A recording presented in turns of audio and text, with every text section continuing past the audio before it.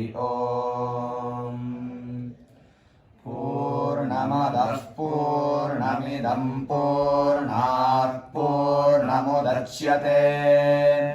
पूर्णस्य पूर्णमादाय पूर्णमेवावशिष्यते ॐ शान्तिः शान्तिः शान्तिः द्वयाः प्राजापत्या देवाश्चासुराश्च ततः कानीयसा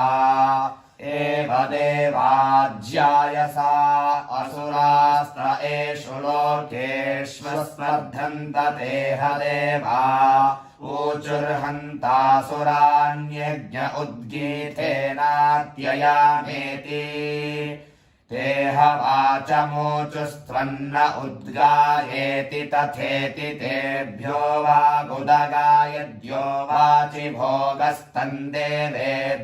आगायद्यत्कल्याणं वदति तदात्मानेते विदुरनेन वै न उद्गात्रात्येष्यन्तीति तमभिद्रुत्य पाप्मना विध्यन् स यः स पाप्माया देवेदमप्रतिरूप वदति स एव स पाप्मा अथः प्राणमोचुस्त्वन्न उद्गायेति तथेति तेभ्यः प्राण उदगायद्यः प्राणे भोगस्तन्देवेभ्य आगायद्यत्कल्याणं जिघ्रति तदात्मानेते विदुरनेन वै न उद्गात्रात्येष्यन्तीति तमभिद्रुत्य पाप्मना विध्यन् स यः स पाप्माया वेदमप्रतिरूपं जिघ्रति स एव स पाप्मा अथः चक्षुरोचुस्त्वन्न उद्गायेति तथेति तेभ्यश्चक्षुरुदगायद्यश्चक्षुषि भोगस्तन्देवेभ्य आगायद्यत्कल्याणं पश्यति तदात्मानेते विदुरनेन वै न उद्गात्रात्येष्यन्तीति तमभिद्रुत्य पाप्मना विध्यन् स यः स पाप्माया देवेदमप्रतिरूपं पश्यति स एव स पाप्मा अथः श्रोत्रमोचुस्त्वन्न उद्गायेति तथेति तेभ्यः श्रोत्रमुदगायद्यः श्रोत्रे भोगस्तन्देवेभ्य आगायद्यत्कल्याणज्ञो शृणोति तदात्मानेते विदुरनेन वै न उद्गात्रात्येष्यन्तीति तमभिद्रुत्य पाप्मना विध्यन् स यः स पाप्माया देवेदमप्रतिरूपं उपज्ञो शृणोति स एव स पाप्मा अथः मन ऊजुस्त्वन्न उद्गायेति तथेति तेभ्यो मन उदगायद्यो मनसि भोगस्तन्देवेभ्य आगायद्यत्कल्याणज्ञो सङ्कल्पयति तदात्मानेते विदुरनेन वै न उद्गात्रात्येष्यन्तीति तमभिद्रुत्य पाप्मना विध्यन् स यः स पाप्माया देवेदमप्रतिरूपं वर्गो सङ्कल्पयति स एव स पाप्मैवमुखल्वेता देवताः पाप्मभिरुपासृजन्नेवमेनाः पाप्मना विध्यन् अथ हे ममासन्यं प्राणमोचुस्त्वन्न उद्गायेति तथेति तेभ्य एष प्राण उदगायत्ते विदुरनेन वै न उद्गात्रात्येष्यन्तीति तमभिद्रुत्य पाप्मना विध्यत्सन् स यथाश्मानमृत्वा लोष्टो विद्वग्नो सेतैवग्नो हैव विद्वग्नो समाना विश्वञ्चो विनेशुस्ततो देवा अभवन् परासुरा भवत्यात्मना परास्य द्विषन् भ्रातृभ्यो भवति य एवं वेद तेहो जुह्वनुसो भूद्यो न इत्थमसत्तेत्ययामास्येन्तरिति सो यास्य आङ्गिरसोऽङ्गानाग्नो हि रसः सा वा एषा देवता दोर्नामदोरग्गह्यस्या मृत्युर्दोरग्गो हवा अस्मान् मृत्युर्भवति य एवं वेद सा वा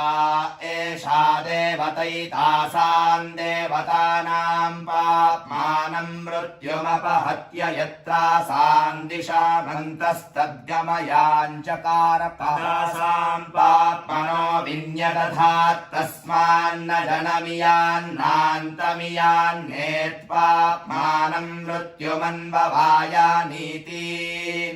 सा वा एषा देवतैतासाम् देवतानाम् पाप्मानम् मृत्युमपहत्याथैना मृत्युमत्यवहत् स वै वाचमेव प्रथमामत्यवहत् सा यदा मृत्युमत्यमुच्यत सोऽग्निरभवत्सोऽयमग्निः परेण मृत्युमतिक्रान्तो दीप्यते अथ प्राणमत्यवहत् स यदा मृत्युमत्यमुच्यत स वायुरभवत्सोऽयम् वायुः परेण मृत्युमतिक्रान्तः स्पवते अथ चक्षुरत्यवहत् तद्यथा मृत्युमत्यमुच्यत स आदित्यो भवत्सोऽसामादित्यः परेण मृत्युमतिक्रान्तस्तपति अथ श्रोत्रमत्यवहत् तद्यथा मृत्युमत्यमुच्यत तादिशो भवग्रस्ता इमा दिशः परेण मृत्युमतिक्रान्ताः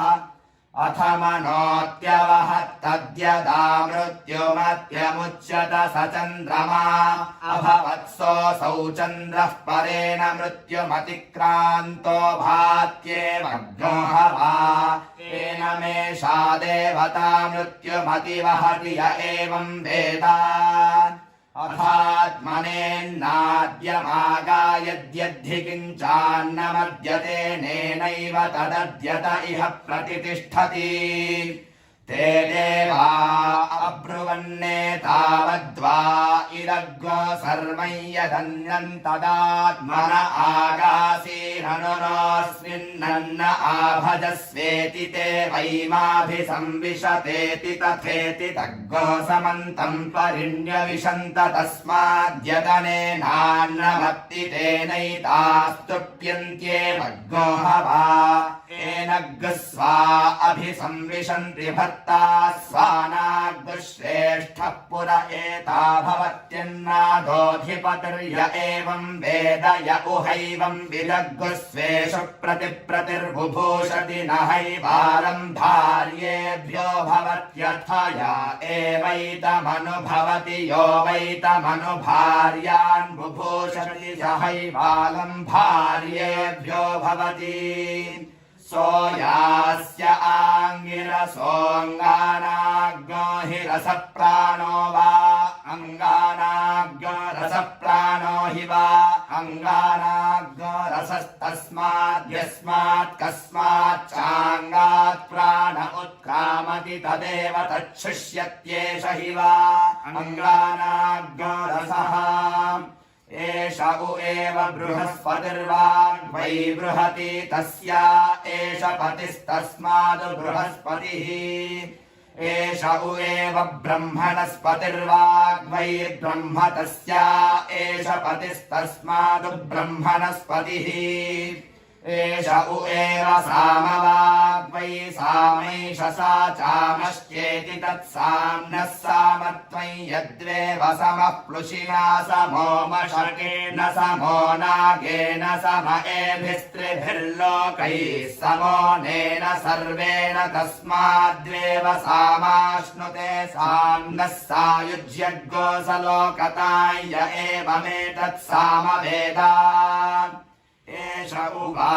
उद्गीतः प्राणो वा उत्प्राणेन हि दग्नो सर्वमुत्तब्धं वागे वगीथोच्च गीथा चेति स उद्गीतः तद्धापि ब्रह्मदत्तश्चैकितानेयो राजानं भक्षयन्नुवाचायन्त्यस्य राजा मूर्धानं विपातयताद्यदितो यास्य आङ्गिरसोऽन्येनो दगायदिति वाचा चह्येव स प्राणेन चोदगायदिति तस्य हैतस्य साम्नो यस्वं वेद भवति हास्यस्वन्तस्य वै स्वर एव स्वन्तस्मादात्विज्यं करिष्यन् वाचि स्वरमिच्छेद तया वाचा स्वरसम्पन्नयात्विज्यं कुर्यात् तस्माद्यज्ञे स्वरवन्तं दिदृक्षन्त एवाथो यस्य स्वं भवति भवति हास्यस्वं य एवमेतत्साम्नः स्वं वेद तस्य हैतस्य साम्नो यः सुवर्णं वेद भवति हास्य सुवर्णं तस्य वै स्वर एव सुवर्णं भवति हास्य सुवर्णं य एवमेतत्साम्नः सुवर्णं वेद तस्य हैतस्य साम्नो यः प्रतिष्ठां वेद प्रतिष्ठति तस्य वै वागेव प्रतिष्ठा वाचिः खल्लेश एतत्प्राणः प्रतिष्ठितो गीयतेऽन्न इत्युहैक आहुः अथातः पवमानानामेवाभ्यारोहः स वै खलु प्रस्तोता सामप्रस्तौति स यत्र प्रस्तुयात् तदेतानि जपेत सतो मा सद्गमय तमसो मा ज्योतिर्गमय मृत्योर्मामृतङ्गमयेति स यदा सतो मा सद्गमयेति मृत्युर्वा